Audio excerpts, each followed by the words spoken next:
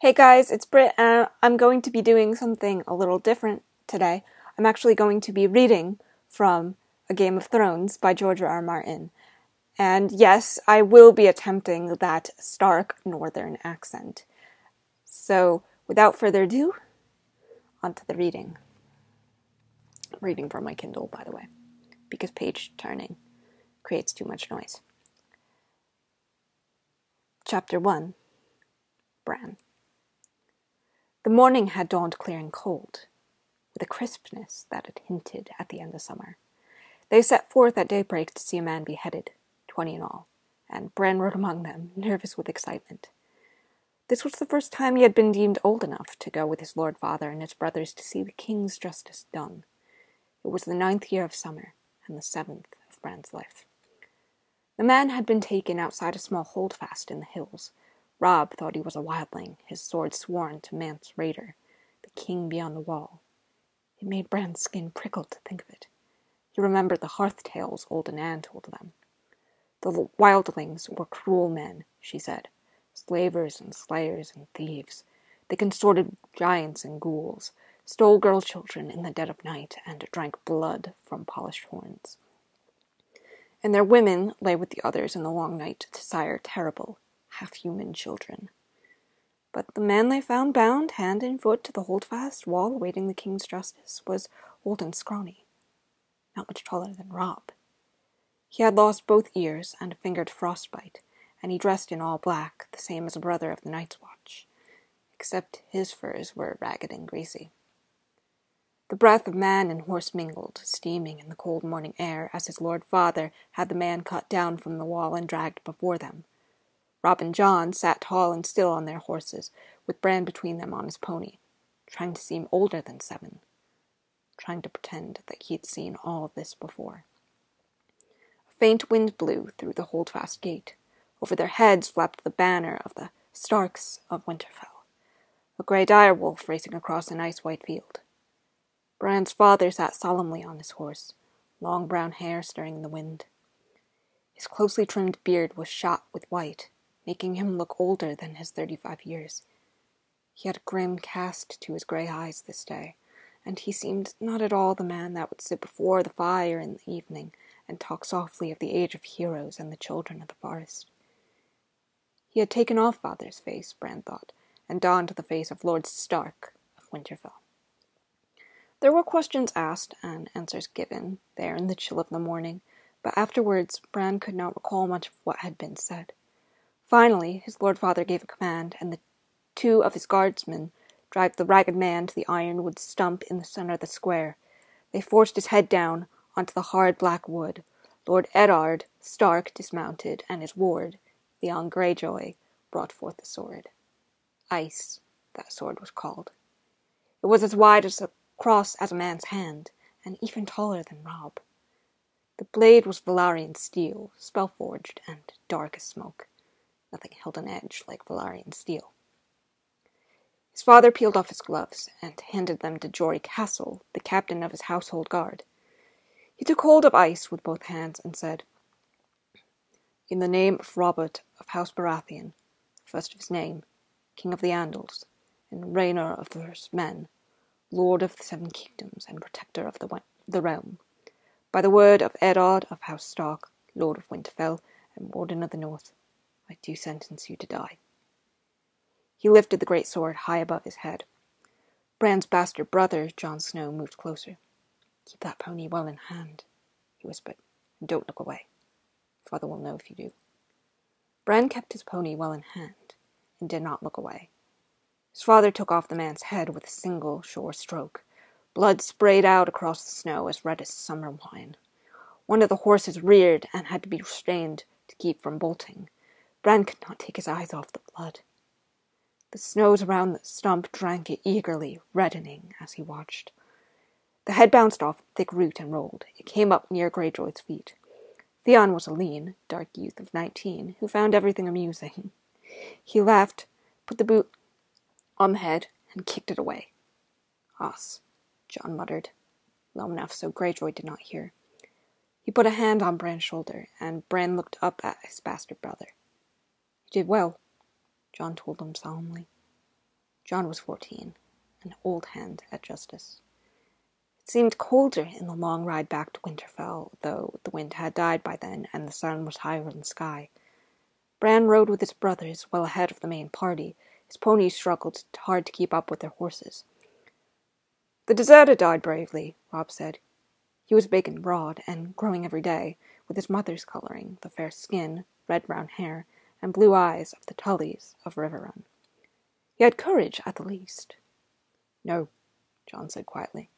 "It was not courage. This one was dead of fear. You could see it in his eye stalk."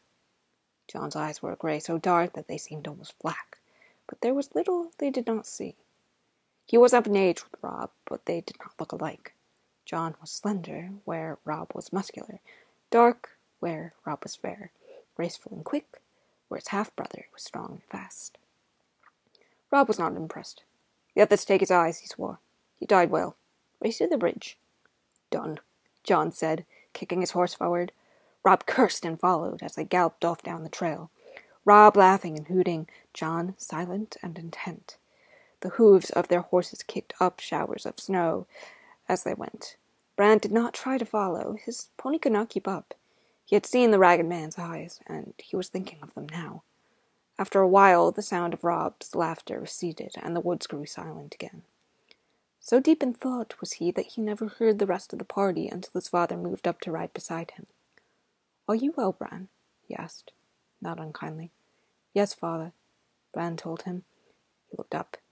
Wrapped in his furs and leathers, mounted on his great war-horse, his lord father loomed over him like a giant.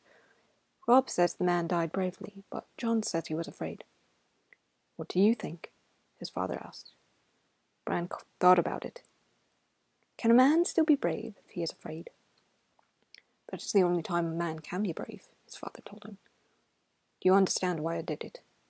"He was a wildling," Bran said. "They carry off women and sell them to the others." His lord father smiled. "Old Nan has been telling you stories again." "In truth, the man was an oath-breaker, a deserter from the Night's Watch. No man is more dangerous. The deserters know his life is forfeit if he is taken, so he will not flinch from any crime, no matter how vile. But you mistake me. The question was not why the man had to die, but why I must do it." Bran had no answer for that. "King Robert has a headsman?" he said uncertainly. "He does," his father admitted, "as did the Targaryen kings before him. Yet always the older way. The blood of the first men still flows in the veins of the Starks, and we hold the belief that the man who passes the sentence should swing the sword. If you were to take a man's life, you owe it to him to look him in the eyes and hear his final words, and if you cannot bear to do that, then perhaps the man does not deserve to die. One day, Bran, you will be Robb's bannerman, holding a keep of your own for your brother and your king, and justice will fall to you. When that day comes, you must take no pleasure in the task, but neither must you look away. A ruler who hides behind paid executioners soon forgets what death is."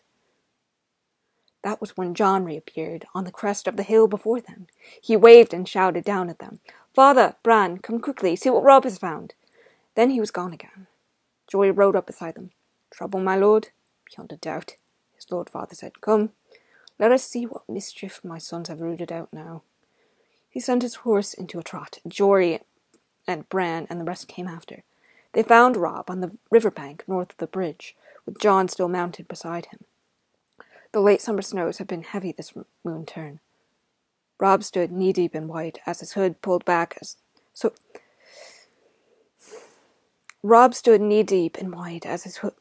hood pulled back so the sun shone in his hair. He was cradling something in his arms while the boys talked in hushed, excited voices. The riders picked their way carefully through the drifts, groping for solid footing on the hidden, uneven ground. Jory Castle and Theon Greyjoy were the first to reach the boys. Greyjoy was laughing and joking as he rode. Bran heard the breath go out of him. "Gods!" he exclaimed, struggling to keep control of his horse as he reached for his sword. Joyce's sword was already out. "Robb, get away from it!" he called as the horse reared under him. Robb grinned and looked from the bundle in his arms. "She can't hurt you," he said. "She's dead, Jory." Bran was afire with curiosity by then. He would have spurred the pony faster, but his father made him dismount beside the bridge. and approach on foot. Bran jumped off and ran. By then, John, Jory, and Theon Greyjoy had all dismounted as well. "What in the seven hells is that?" Greyjoy was saying. "Wolf," Robb told him. "A freak," Greyjoy said. "Look at the size of it." Bran's heart was thumping in his chest as he pushed through a waist-high drift to his brother's side. Half buried in the blood-stained snow, a huge, dark shape slumped in death. Eyes had formed on its shaggy grey fur, and the faint smell of corruption clung to it like a woman's perfume. Bran glimpsed blind eyes crawling with maggots, a wide mouth full of yellow teeth. But it was the size of it that made him gasp. It was bigger than his pony, twice the size of the largest hound in his father's kennel. "It's no freak," John said calmly. "That's a direwolf. They grow larger than the other kind." The young Greyjoy said, "There's not been a direwolf sighted south of the wall in 200 years. "I see one now," John replied. Bran tore his eyes away from the monster. That was when he noticed the bundle in Robb's arms. He gave a cry of delight and moved closer. The pup was a tiny ball of grey-black fur, its eyes still closed. It nuzzled blindly against Robb's chest as he cradled it, searching for milk amongst his leathers, making a sad little whimpery sound. Bran reached out hesitantly. "Go on," Robb told him. "You can touch him." Bran gave the pup a quick, nervous stroke, and then turned to John and said, "Here you go." His half-brother put a second pup in his arms. "There are 5 of them." Bran sat down in the snow and hugged the wolf pup to his face. Its fur was soft and warm against his cheek. "Dire wolves, loose in the realm, after so many years," muttered Hullen, the master of horse. "I like it not." "It's a sign," Jory said. Father frowned. "It's only a dead animal, Jory," he said. Yet he seemed troubled. Snow crunched under his boots as he moved around the body. "Do we know what killed it?" "There's something in the throat," Robb told him, proud to have found the answer before his father even asked. "There, just under the jaw." His father knelt and groped under the beast's head with his hand. He gave a yank and held it up for all to see. A foot of shattered antler, tine snapped off, all wet with blood. A sudden silence descended over the party. The men looked at the antler uneasily, and no one dared to speak. Even Bran could sense their fear, though he did not understand. His father tossed the antler to the side and cleansed his hands in the snow. "I'm surprised she lived long enough to whelp," he said. His voice broke the spell. "Maybe she didn't," Jory said. "I've heard tales. Maybe the bitch was already dead when the pups came." "Probably the dead," another man put in. "Worse luck." "No matter," said Hullen. "They'd be dead soon enough to." Bran gave a wordless cry of dismay. "The sooner the better," the young Greyjoy agreed. He drew his sword. "Give the beast here, Bran." The little thing squirming against him, as if it understood. "No!" Bran cried out fiercely. "It's mine." "Put away your sword, Greyjoy," Robb said. For a moment he sounded as commanding as their father, like the lord he would someday be. "We will keep these pups." "But you could not do that, boy," Harwin, who was Hullen's son. "It'd be a mercy to kill them," Hullen said. Bran looked to his lord father for rescue, but got only a frown, a furrowed brow. "Hullen speaks truly, son. Better a swift death than a hard one from cold and starvation." "No!" He could feel tears welling in his eyes, and he looked away. He did not want to cry in front of his father. Robb resisted stubbornly. "Sir Roderick's red bitch whelped again last week," he said. "It was a small litter, only 2 live pups. She'll have milk enough. She'll rip them apart when they try to nurse." "Lord Stark," John said. It was strange to hear him call father that. So formal. Bran looked up at him with desperate hope. "There are 5 pups," he told his father. 3 male, 2 female. "What of it, John?" "You have 5 true-born children," John said. 3 sons, 2 daughters. The direwolf is the sigil of your house. Your children were meant to have these pups, my lord." Bran saw his father's face change. He saw the other men exchange glances. He loved John with all his heart at that moment. Even at 7, Bran understood what his brother had done. The count had come right only because Jon had omitted himself.